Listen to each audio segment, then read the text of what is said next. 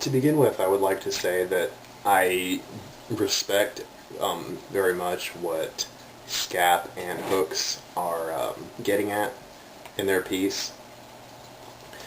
I think that it is good advice and is only responsible practice for educators to engage a variety of pedagogies and encourage student participation, particularly through through pedagogy and through how we arrange our classrooms and those kinds of things, but also through openness to the student.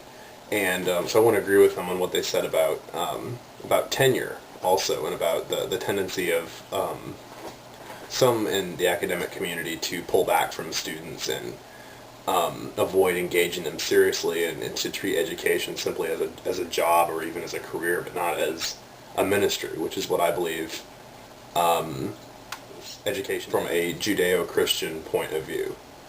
And within that tradition, I believe that the whole point of education is for it to be a ministry, to help students to grow into all that God has for them to be. With that in mind, I think that anything that fosters a withdrawal from the student or a lack of engagement should be critically interrogated in his or her own life and heart, and also through prayer and through other spiritual practices. The thing I want to push back on, though, with Hooks and Scapp is the idea that traditional educational methods are somehow inherently inadequate. In my time in post-secondary education, particularly as part of the Emory community, but also in undergrad, I've experienced a variety of pedagogies and actually employed a variety of them myself. And I found that I'm just more comfortable with the traditional lecture format.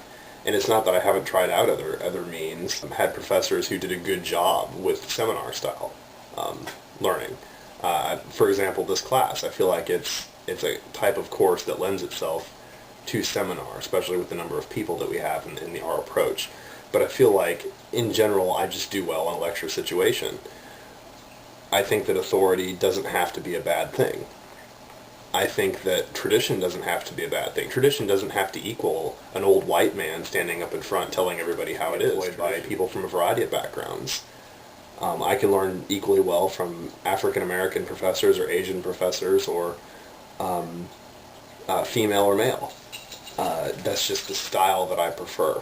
The question that I have for Scapp and Hooks is, how might professors best engage a variety of types of learners while at the same time staying connected to them and involved in their lives?